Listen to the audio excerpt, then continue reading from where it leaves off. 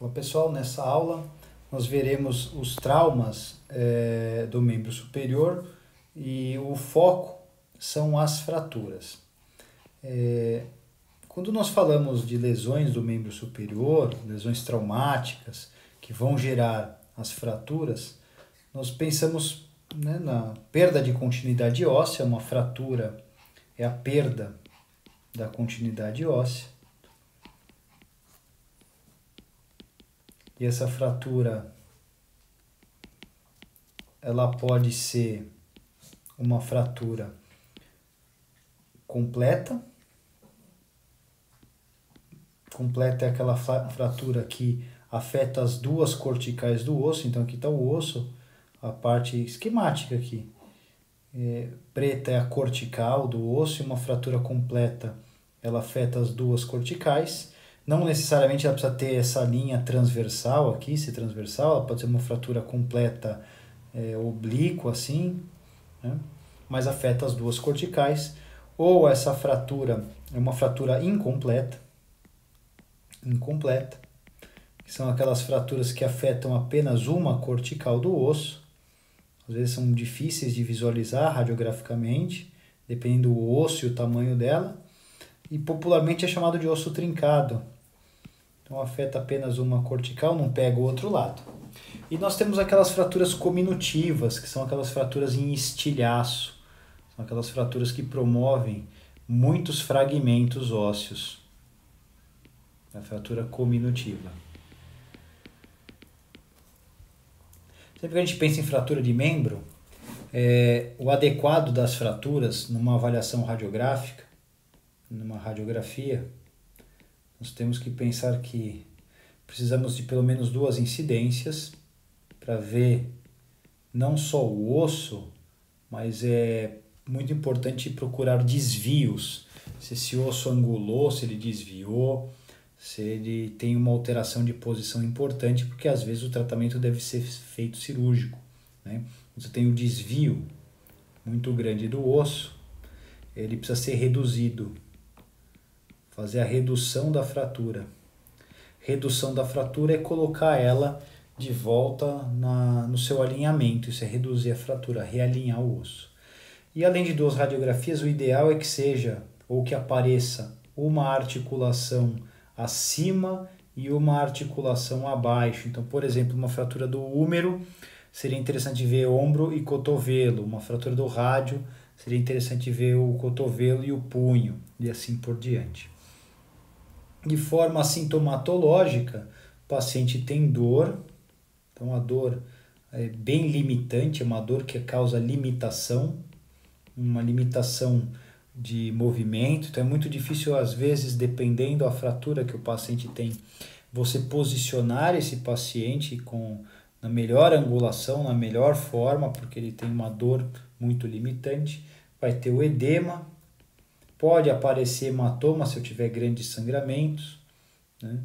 Mas esses são os principais fatores. Quando a gente fala em fratura de membro, a fratura de membro ela se torna extremamente grave quando ela tem uma lesão vascular importante, quando vasos foram rompidos, porque eu posso ter o extravasamento de sangue, a perda excessiva de sangue e o paciente apresentar uma descompensação circulatória. E também não é muito bom quando essas fraturas elas comprometem a inervação, os nervos. A curto prazo não há problema, o paciente nem percebe, mas depois que estabiliza ele não tem mais a sua mobilidade, ele pode perder determinados movimentos ou ter alterações sensitivas importantes, tá? Quando nós pensamos aqui em traumas aplicados ao membro superior, nós devemos conhecer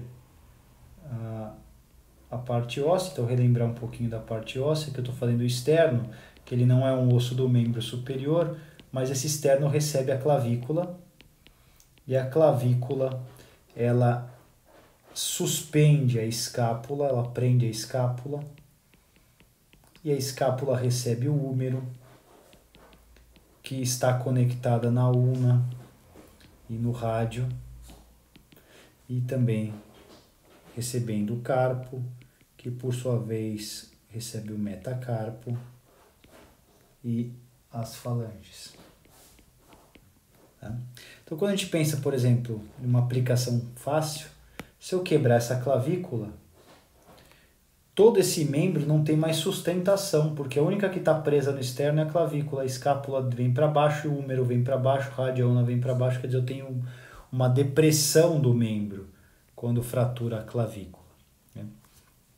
Fraturas importantes são as fraturas do húmero, por conta das artérias que passam no húmero, pode ter um grande extravasamento de sangue, pode ser uma lesão importante.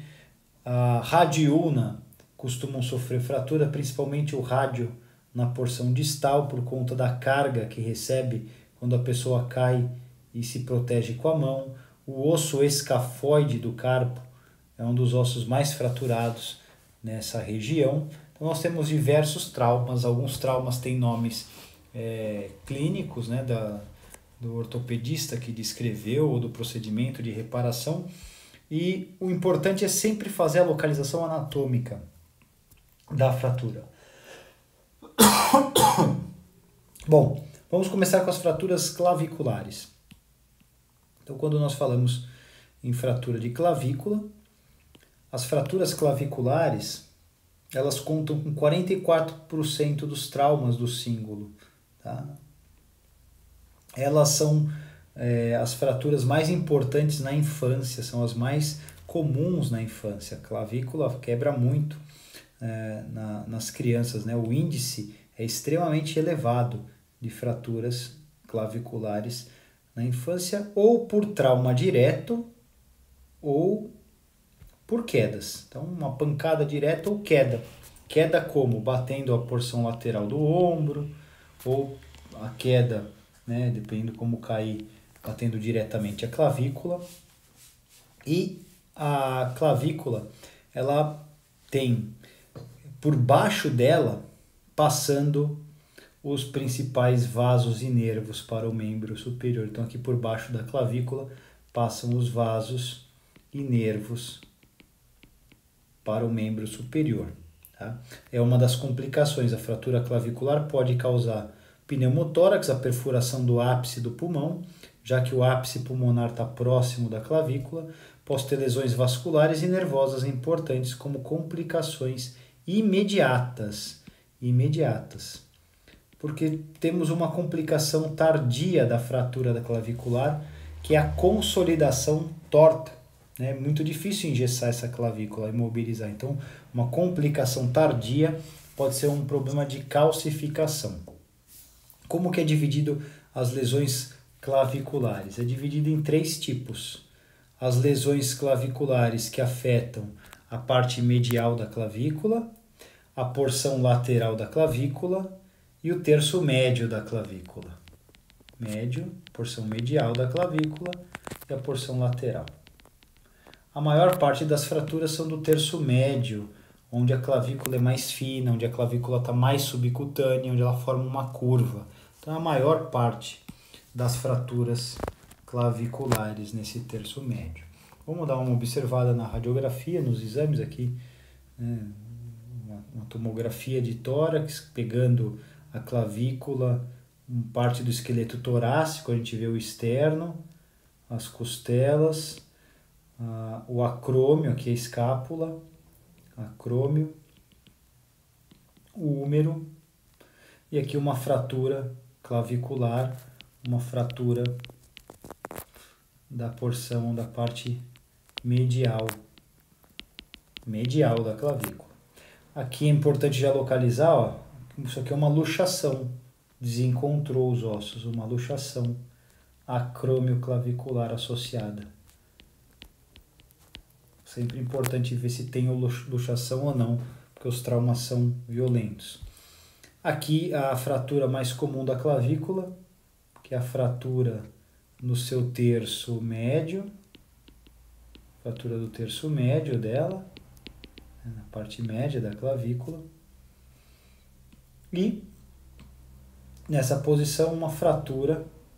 Percebam que a articulação aqui está encaixadinha, acromioclavicular, externo-clavicular, e aqui é uma fratura no terço lateral dessa clavícula, já não é tão comum. sabendo identificar, olha lá, fratura do terço médio, uma fratura importante, com deslocamento importante, o membro ele não tem mais sustentação, ele cai, o paciente chega com o braço bom apoiando o lugar fraturado, né? É uma fratura muito comum em criança, uma fratura clavicular aqui, ó, para quem não conseguiu ver, não pode passar desapercebido, tá em Z, ó, tá assim a fratura ali, clavicular.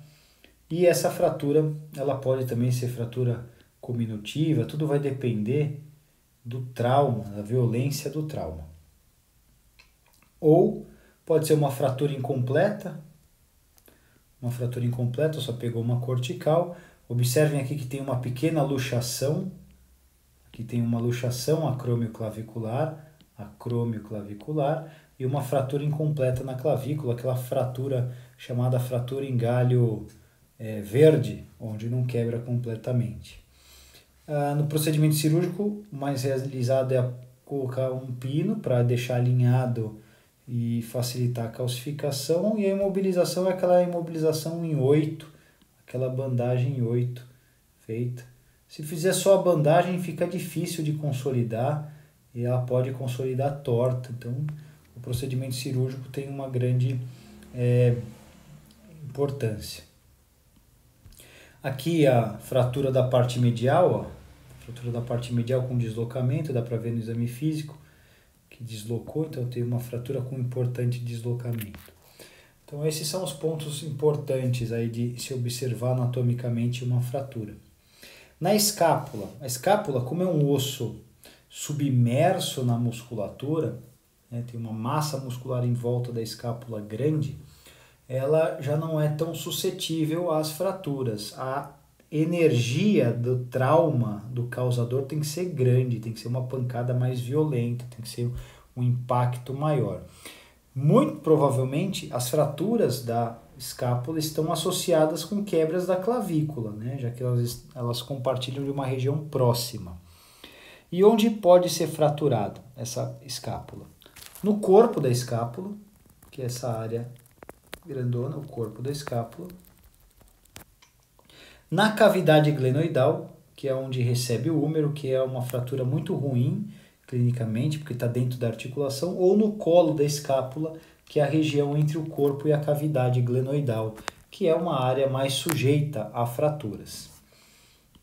Quando nós observamos a escápula, tem vários posicionamentos, então aqui é a imagem clássica do Y escapular, eu já vejo aqui uma fratura do corpo da clavícula, da escápula, ou aqui uma fratura desse corpo escapular, da cavidade glenoidal, olha, na radiografia a cavidade glenoidal fraturou, e essa imagem tomográfica, a cavidade glenoidal aqui nitidamente desconectada, fraturada. Então aqui, olha, uma fratura da glenoide. O glenoide está aqui. Não sei se vocês vão conseguir ver por sobreposição. Acho que sim, ó, dá para ver por sobreposição. E aqui na tomografia mais fácil. Quando tem fratura da glenoide chama lesão óssea de Bankart. Lesão óssea de Bankart é uma fratura da glenoide. Tem que tomar cuidado porque lesão de Bankart, quando fala só lesão de Bankart, é uma outra lesão. Quando fala que é lesão óssea de Bankart, é uma fratura da glenoide especificamente. Então aqui a glenoide reconstruída, né? Aqui os pinos na cartilagem, que é uma vista artroscópica. E nova fratura, ó, da glenoide. A gente pode chamar de lesão óssea de Bankart e o processo de reconstrução dela. Então, tem vários tipos, né? Aqui de novo uma fratura da glenoide com reconstrução. Tá? No úmero, fraturas do úmero. Podemos dividir as fraturas do húmero em fraturas proximais, que são as fraturas descritas por Neer, são as fraturas proximais, a fratura da diáfise do húmero, e as fraturas distais próximas do cotovelo. Tá?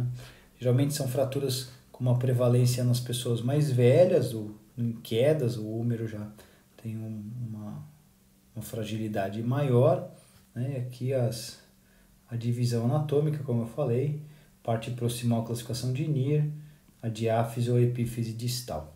Na parte proximal, nessa região proximal, a fratura pode ocasionar necrose da cabeça do húmero por uma lesão vascular importante. Tá? Bom, vamos dar uma olhadinha. A classificação de Neer ainda é usada atualmente e essa epífise proximal pode ser fraturada no colo anatômico, que é esse aqui, que contorna a cabeça, no colo cirúrgico, que é a parte que vai se conectar com a diáfise, no tubérculo maior ou no tubérculo menor.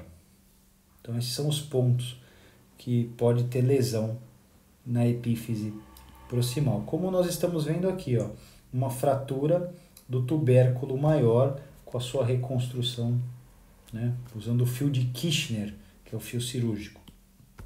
Aqui uma outra fratura do tubérculo maior. E aqui é talvez a fratura mais comum, que é a chamada fratura do colo cirúrgico, A fratura do colo cirúrgico causa uma atrofia do deltoide, então o músculo deltoide fica com atrofia. Por quê?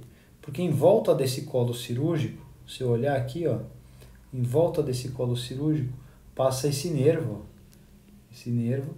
chamado de nervo axilar, e esse nervo axilar vai para o músculo deltoide, o paciente não consegue levantar o braço mais do que 15, 20 graus, porque o deltoide não tem a sua estimulação, o colo cirúrgico fraturado lesou o nervo axilar, e junto desse colo tem as artérias, chamadas de artérias circunflexas, que levam sangue para a cabeça do húmero. Isso significa que uma fratura do colo cirúrgico do húmero pode lesar o nervo axilar, comprometendo o deltoide, pode lesar as artérias circunflexas, comprometendo a cabeça do húmero. Então é muito importante, às vezes, em traumas grandes aqui, ó, quando tem fraturas do colo cirúrgico importante, fazer uma angiografia para ver se o sangue percorre a artéria circunflexa e sobe para a cabeça do húmero, e aqui a gente vê que eu tenho extravasamento de contraste nessa angiografia. Aqui, olha, uma fratura do colo cirúrgico, então, com um grande deslocamento, né? Outra fratura do colo cirúrgico, para vocês verem como é mais comum, e aqui o mecanismo de fixação com pino e parafuso, para fixar e facilitar a recuperação. E um pós-fratura, e dá para ver que a área está com bastante erosão, essa área está bem desgastada, a cabeça do húmero está perdendo massa, porque ela está entrando em necrose. Aquelas artérias sofreram lesão e não foram reconstruídas. Então as áreas de necrose, vistas numa ressonância magnética e aqui na radiografia, são essas alterações de massa importante.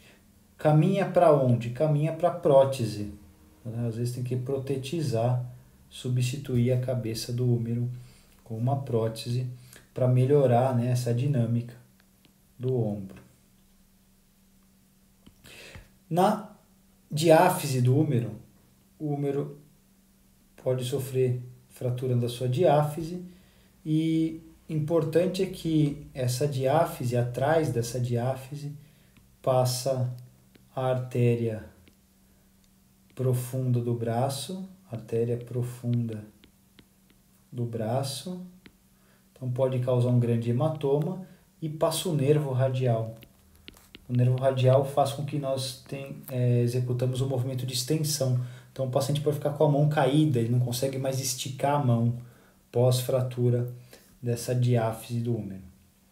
E para a gente encerrar essa aula 1, né, a fratura distal do húmero, que é uma fratura chamada de supracondilar, fratura supracondilar, onde eu tenho o deslocamento do húmero, esse deslocamento do húmero, uma fratura comum na infância por conta da queda em cima do cotovelo. Então, quando as pessoas caem apoiadas no cotovelo, elas podem ter essa fratura supracondilar. É muito importante observar o pulso, porque a artéria braquial passa na frente do húmero, depois ela divide numa artéria radial e ulnar. Então, quando você põe a mão aqui para sentir o pulso e não tem pulso, quer dizer que essa fratura lesou a artéria braquial, lá em cima. Então, observar o pulso para ver se existe. É encontrado o sinal de Pucker. O sinal de Pucker é essa deformidade em S, ó, que fica. Isso acontece porque o húmero quebrou aqui a diáfise dele na parte distal próximo do cotovelo. Então essa deformidade em S. E aí palpar aqui o pulso para ver se a artéria braquial está íntegra. Como a gente vê aqui, ó, uma fratura incompleta, uma fratura incompleta com angulação e uma fratura completa. São todas fraturas supracondilares. E nesse cotovelo o que pode quebrar também é o epicôndilo medial, aquele ossinho que fica exposto, né? Que é o osso do choquinho. Quando a gente bate, o que acontece? Atrás desse epicôndilo passa o nervo, e esse nervo chama nervo ulnar. E ele vai até o 4º e o 5º dedo, esse nervo ulnar. Então, quando você bate, você pressiona o nervo e vem aquele choquinho no 4º e 5º dedo. Quando você quebra o epicôndilo medial fraturado, podemos ter lesão do nervo ulnar e a mão ficar parecida com essa, que é uma mão chamada mão em garra. O dedo fica curvado.